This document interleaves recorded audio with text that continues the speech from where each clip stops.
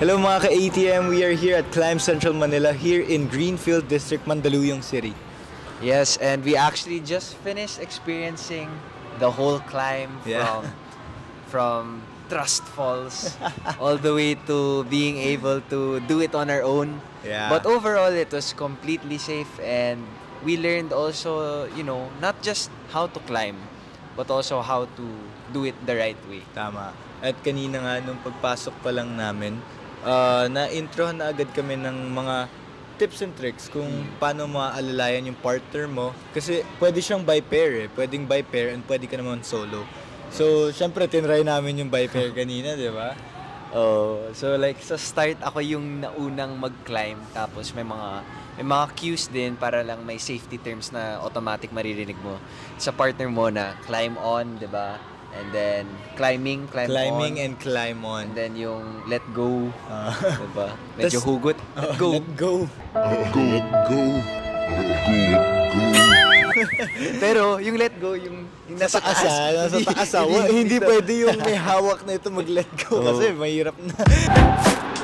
Medyo pinakauwi sa nakakauwi sa kaya. Express mo. Pero ito ba, Gaston? Kahit ano na, freestyle. Yeah.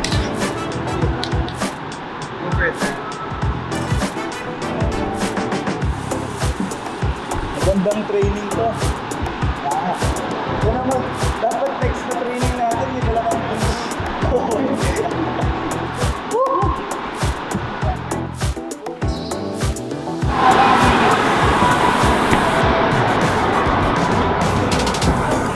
So may dalawang, in terms of the fair climb, there's the belayer and also the climber. So, which is what I was mentioning earlier, na parang may trust fall. Kasi kung gagawin mo without the machine, you need someone who has to support you and also who is communicating with you para safe ka kahit sobrang sa taas ka na. Tama. So, safety fall. Yeah. Tama. At dun nga sa climber, yung pinaka-word pa lang, name pa lang, siya yung umaakyat. Yung belayer naman, yung in charge dito sa rope, para siya yung alalay kung gaano kabilis bababa yung climber or kung alalay paakyat kung kailangan na ng help, di ba?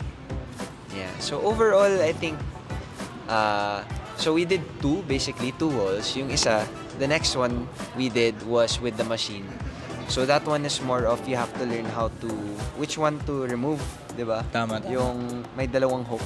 May dalawang hook yun Kailangan malagay mo muna yung isang hook sa harness mo. And yun pa, sobrang safe dito kasi as soon as you get in, once na maka-register ka na, bibigyan ka na agad ng harness. And doon na agad ituturo kung paano mo gagamitin ng harness yung maayos. And yung mga tips and tricks kung paano hindi ka may injure. So actually, like, para sa mga taong medyo kinakabahan sa heights or kinakabahan sa, falling or something, yung mga takot ma-fall. Yun lang. Very, very safe ka dito. Mas safe ka dito kaysa sa pag-ibig. Pero yun nga, overall experience sa first time climber, sobrang na-enjoy ko. Lalong-lalo na parang sobrang klaro sila, very professional din. And at the same time, they also give you the freedom after the after the session, parang go ahead. Go ahead. Learn. Kasi tama, kasi doon ka naman matututo once na ma-experience mo siya.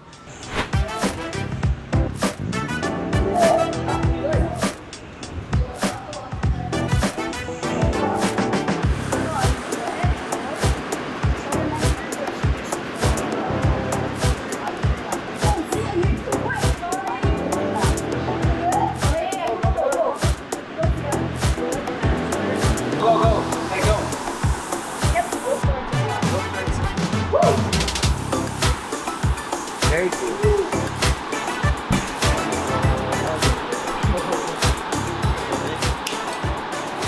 Ay, yun din.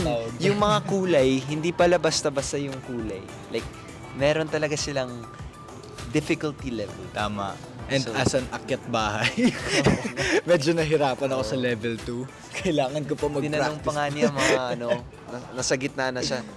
Anthony pa ba kita? Will I wait for you, Pats? Go na. Go na ka na. Level 2 yung sa akin, hindi ko mag-grip. Oo, Pero hirap. masaya, Medyo masaya. may challenging din siya. And overall, magandang workout din siya. Kasi parang ngayon, Yes. good for the day na ako eh. Kasi hindi ako nakapag-workout ng morning. So parang ito na yung naging workout ko. Kasi natetest din yung core mo eh. Yung core mo, tapos yung kung gaano kalakas yung grip mo. Forearm, And then lahat. yung forearm mo. Actually, kailangan- it looks easier than it is to Yeah. actually do.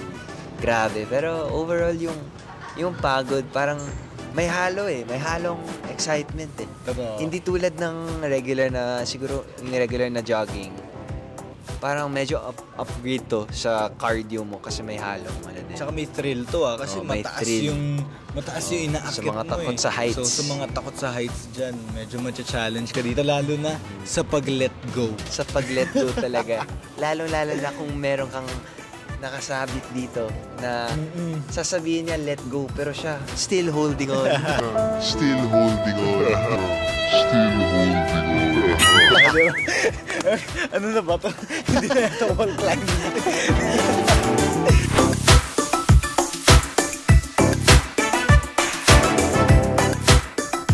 Flexibility. Actually, kailangan mo maging Flexibility. flexible and yung attire mo kailangan pang sporty outfit talaga, which is parang alam mo na agad once Oo, pupunta siguro ka. ano lang, kung saan ka komportable kasi medyo masikip na yung tawag dito, harness. yung mga harness. Kaya huwag masyadong siguro masikip yung And isang tip, whatever. huwag kang bibitaw.